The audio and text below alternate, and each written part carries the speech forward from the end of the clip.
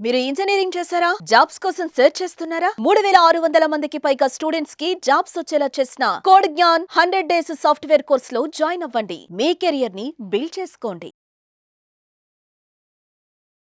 నమస్కారం సాకేత్ గారు. నమస్తే అండి. సో, ఇప్పటి వరకు ఎంతోమంది స్టూడెంట్స్ కూడా ఒక మంచి హై సాలరీతో రావడం జరిగింది. అంటే దాన్ని బట్టి మనం అర్థం చేసుకోవచ్చు. అంటే ఒక ఇంటర్వ్యూ క్రాక్ చేసే ప్రాసెస్ ఏదైతే ఉంటుందో, దాంతో పాటు ఒక ఇంటర్వ్యూకి వెళ్ళాలి అంటే ఒక స్టూడెంట్‌కి కావాల్సింది రెజ్యూమ్. ఇవి 2 అబ్సల్యూట్‌లీ. చాలా ఇంపార్టెంట్. అవును. అంటే ఒక స్టూడెంట్ క్రాక్ చేయాలి అంటే ఇంటర్వ్యూకి పరంగా కావచ్చు, లేదంటే రెజ్యూమ్ పరంగా కావచ్చు, కోడ్ జ్ఞాన్ ఫ్యాకల్టీ నుంచి కావచ్చు, ఇన్‌స్టిట్యూషన్ నుంచి కావచ్చు, ఏ రకంగా వాళ్ళని ఒక మంచి గైడెన్స్ అయితే అందించడం జరుగుతుందంటారు? నైస్ క్వెషన్ అండి యాక్చువల్‌గా.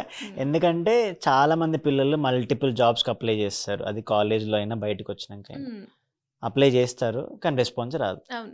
అంటే అక్కడేంటి కాంపిటీషన్ ఎక్కువుంది. హ్మ్. కాంపిటీషన్ ఉన్నప్పుడు నువ్వు బెటర్‌గా యూనిక్‌గా ఉండాలి. హ్మ్. ఏం చేయగలుగుతాడు ఒక ఫ్రెషర్? హ్మ్. రెజ్యూమే. రెజ్యూమ్. ఆ రెజ్యూమేలో కొన్ని సార్లు రెజ్యూమ్ అవును. తోటే మనం సెలెక్ట్ అయ్యే సందర్భాలు కూడా ఉంటాయి. అబ్సల్యూట్‌లీ ఉంటాయి. ఫస్ట్ స్క్రీనింగ్ ఇప్పుడు చాలా కంపెనీస్ ఏంటి అంటే ఏటీఎస్ టూల్స్ వాడతాయి. అంటే అడ్వాన్స్ ట్రాకింగ్ సిస్టమ్ అని.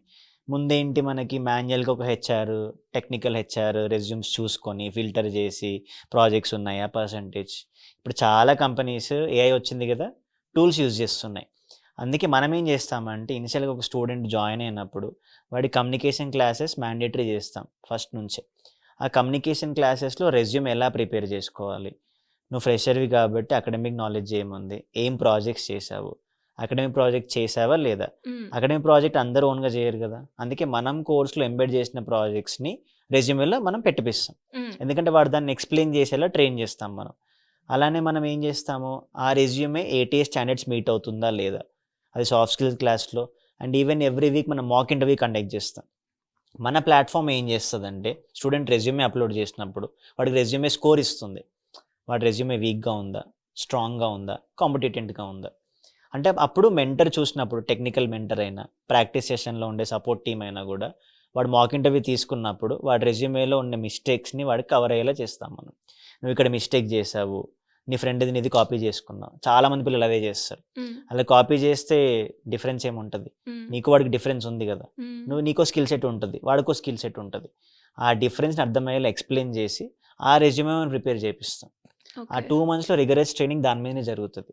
Resume, corrections, projects, problem solving, aptitude. ఇది కరెక్ట్‌గా ఉందనుకోండి, వాడు రెజ్యూమే అప్లై చేసినప్పుడు ఆబ్వియస్‌గా ఫిల్టరింగ్‌లో ముందు వాడికన్నా వీడికి ఛాన్స్ ఉంటది. హ్మ్. వాడు చేసే సర్టిఫికేషన్స్ అయినా, ప్రాజెక్ట్స్ అయినా. ఆ పరంగా మనకు ట్రైనింగ్ జరుగుతది. ప్రతి మెంటర్ టెక్నికల్ వాళ్ళైనా, కమ్యూనికేషన్ వాళ్ళైనా గూడా ప్రాజెక్ట్స్ చేపించినప్పుడు అవి ఇంక్లూడ్ అయ్యేలా క్లాసెస్‌లో మ్యాండేటరీగా చెప్తారు.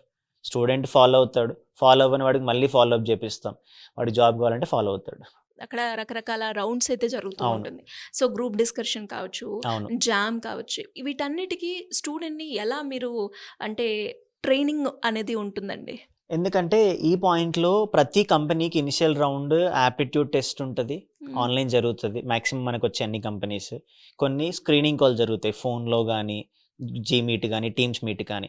అందుకే మనం ఏం చేస్తున్నాము, స్టూడెంట్ జాయిన్ అయ్యాక 1 ½ అవర్ కోడింగ్ క్లాస్. కోడింగ్‌తో పాటు 1 ½ hour aptitude, 1 ½ hour communication class. ఇక్కడ యాప్టిట్యూడ్, కమ్యూనికేషన్ స్టార్ట్ అయింది కదా! అసలు పిల్లాడికి ఏం నాలెడ్జ్ లేకపోయినా ఇక్కడ నేర్చుకుంటాడు. కొంతమంది టెక్నికల్‌గా స్ట్రాంగ్ ఉండి, లాజికల్‌గా వీక్ ఉంటారు. అది యాప్టిట్యూడ్‌లో స్ట్రాంగ్ అవుతాడు కదా! అందుకే ఫస్ట్ 2 మంత్స్ దీని మీదనే ట్రైనింగ్ జరుగుతది. ప్రాబ్లమ్ సాల్వింగ్, మ్యాథ్స్, లాజిక్ భయముంటది. కానీ యాప్టిట్యూడ్ నువ్వు క్లియర్ చేస్తేనే కదా సెకండ్ రౌండ్‌కెళ్ళేది. అందుకే ఇంటర్వ్యూ ప్యాటర్న్ తగ్గట్టే మన కోర్స్ ముందుకెళ్తది. టెక్నికల్‌గా చెప్పడమే కాదు, ఇలా మాక్ ఇంటర్వ్యూస్. అందుకే వాడికి ఎవ్రీ వీక్ మాక్ ఇంటర్వ్యూ జరుగుతది. ఇంకా ఇప్పుడు కొత్తగా ఏం తీసుకొచ్చామంటే లాస్ట్ మంత్ నుంచి ఎవ్రీడే ఎగ్జామ్ ఉంటదింక. హ్మ్. డైలీ ఎగ్జామ్ స్టూడెంట్‌కి. వాడు రూమ్‌కెళ్ళిపోతాడు, లేదా ఈవినింగ్ ఇంటికెళ్ళిపోతాడు. హ్మ్. ఈవినింగ్ 8:00 ఎగ్జామ్ ఉంటది అంటే ప్లాట్‌ఫామ్‌లో. డైలీ మనం ప్రిపేర్ అయిందా అండి? ఎగ్జాక్ట్‌లీ. ఓకే. ఆ రోజు వాడు ఏం కాన్సెప్ట్స్ నేర్చుకున్నాడు, యాప్టిట్యూడ్‌లో ఏం నేర్చుకున్నాడు, ఎంసీక్యూస్, కోడింగ్ క్వెషన్స్. హ్మ్. అంటే నువ్వు డైలీ ఎగ్జామ్ రాస్తావు. 6 డేస్, 6 ఎగ్జామ్స్, 1 మాక్ ఇంటర్వ్యూ. హ్మ్. అంటే ఒక మంత్‌లో 24 ఎగ్జామ్స్ రాస్తాడు, 4 ఇంటర్వ్యూస్ తీసుకుంటాడు.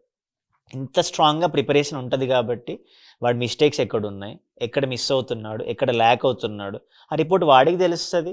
బ్యాచ్‌లో మెంటర్‌కి అర్థమవుతది. ఇంకా స్పెషల్ కేరింగ్ ఉంటదనమాట. అండ్ చాలామంది స్టూడెంట్స్ అంటే ఒక ఇన్స్టిట్యూషన్‌లో జాయిన్ అయ్యే ప్రాసెస్‌లో అవును. అంటే వాళ్ళేమి ఇస్తున్నారు అని చూస్తూ ఉంటారు. ఆ కరిక్యులమ్ ఫాలో అవుతున్నారా లేదా అని కూడా చూస్తూ ఉంటారు. అవును. అండ్ ఇప్పటి వరకు అంటే మీరు చెప్పిన దాంట్లో ఇది ఇస్తున్నాము, ఇది ప్రొవైడ్ చేస్తున్నాము, సర్వీస్ ప్రకారంగా కూడా ఇన్ని ఉంటాయి అని, అవును. ఇన్ని ఫెసిలిటీస్ ఉంటాయి అని చెప్పడం అవును. జరిగింది. దాన్ని ఒక స్టూడెంట్ ఏ రకంగా యుటిలైజ్ చేసుకోవాలి అంటారు? అది మనము 2 వేస్‌లో చేస్తున్నామండి. ఒకటేమో బ్యాచ్ స్టార్ట్ అయ్యేటప్పుడే స్టూడెంట్‌కి గ్రూప్‌లో కరిక్యులమ్ ఇచ్చేస్తాము. ఎలా ఫాలో అవ్వాలి ట్రాకర్ వాడుకుంటుంది. ఇప్పుడేం చేస్తున్నామంటే స్టూడెంట్‌కి ఒక ప్లాట్‌ఫామ్ ఇచ్చేస్తున్నాం మన దగ్గరే. ఆ ప్లాట్‌ఫామ్‌లో డైలీ ఎగ్జామ్‌తో పాటు డైలీ జరిగిన క్లాస్ రికార్డింగ్ వచ్చేస్తది. హ్మ్. హ్మ్. అంటే వాడికి అక్కడే వాడు లాగిన్ అయిపోతాడు. వాడు క్లాస్ రికార్డింగ్ చూసుకోవచ్చు. ఈవినింగ్ ఎగ్జామ్ షెడ్యూల్ అవుతది. వాడి కరిక్యులమ్ చూసుకోవచ్చు. ఈవెన్ మనం ఏం చేస్తున్నాము, వాడి పర్సెంటేజ్ ఎలిజిబిలిటీ తగ్గట్టు, వాడి ఈవెన్ టెస్ట్ పర్ఫార్మెన్స్ తగ్గట్టు వచ్చే డ్రైవ్స్ ఎలిజిబిలిటీ వాడికే కనపడతది.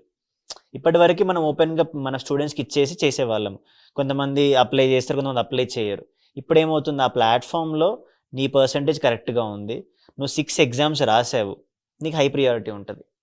నువ్వు ఒక ఎగ్జామ్ కూడా రాయలా. కాల్స్ రెస్పాండ్ అవ్వట్ల. మళ్ళీ బ్యాకెళ్ళి టీమ్ మళ్ళీ కాల్స్ చేసి, ఇంట్రెస్ట్ ఉండేలా చేపిచ్చి, అలా 1 to 1 మెయిన్ మానిటరింగ్ జరుగుతుందండి. హ్మ్. అప్పుడేమవుద్ది మనకి ఇంకా రిజల్ట్స్ ఎఫెక్టివ్‌గా పెరుగుతూ ఉంటాయి. ఓకే. సో, ఇలా స్టూడెంట్ వైస్ కాన్సంట్రేషన్ ఇంకా పెంచుతున్నాం. సో, ఈ పాయింట్‌లో మనము ఒక మెంటర్ సైడ్ అంటే మనం ట్రైనింగ్ పార్ట్ ఇస్తున్నాం. ఒక పాత్ క్రియేట్ చేస్తున్నాం. మనది ఇంత 50% మనదుంటే టెక్నికల్‌గా చెప్పడము, doubts clearing, resume test. Preparation, test. ఇంకా 50 స్టూడెంట్ ఉండాలి గదా! ఖచ్చితంగా. 50 కాదు ఇంకా 100 ఉండాలి వాడిది. డబుల్ ఉండాలి చెప్పే వాళ్ళకన్నా గూడా. ఎందుకంటే వాళ్ళకిప్పుడు ఇంకేం పని ఉండదు గదండీ. హ్మ్. హ్మ్. కాలేజ్ అయిపోయింది. యెస్. ఇన్‌స్టిట్యూషన్‌లో జాయిన్ ఆ! అయింది మనకి నేర్చుకోవడానికి. చేయడానికి. అందుకే నేనెప్పుడు ఫస్ట్ డెమో క్లాస్‌లో ఏం జెప్తానంటే నీకు 24 అవర్స్ ఉంటాయి. హ్మ్. నేను అడిగేదేంటంటే 7 అవర్స్. ఓకే. ఎందుకంటే 4 ½ అవర్స్ క్లాసెస్. హ్మ్. లంచ్ బ్రేక్ ఉంటది. ఇంకో 2 అవర్స్ ప్రాక్టీస్ సెషన్. హ్మ్. నువ్వు 7 అవర్స్ కోడ్ 9 కేటాయించు.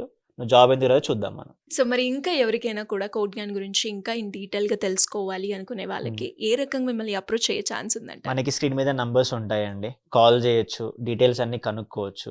దాని తర్వాత ఫిజికల్‌గా ఆఫీస్‌కి రమ్మంటాం మనం. హ్మ్. విజయవాడ అయితే మొగల్ రాజ్‌పురం ఉంది. హైదరాబాద్ అయితే జేఎన్‌టీ మెట్రో స్టేషన్ ఆపోజిట్‌లో అమీర్‌పేటలో ఉంది మనకి. బెంగుళూరు అయితే బీటీఎం లేఅవుట్ ఉంది.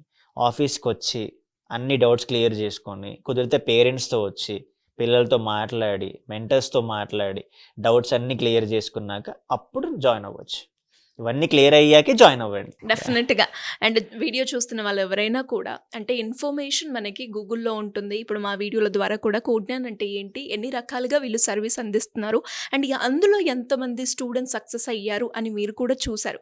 బట్ అది యాస్ ఎ ఇన్ఫర్మేషన్‌గానే కాకుండా ఒకసారి మనం బడ్జెట్ పెడుతున్నాం కాబట్టి ఒకటికి 2 సార్లు రీచెక్ చేసుకోవాల్సిన అవసరం మనకుంది కాబట్టి మనం అక్కడికెళ్ళి విజిట్ చేస్తే మీకే ఒక ప్రాక్టికల్‌గా ఒక ఎక్స్‌పీరియన్స్ రావడం జరుగుతుంది.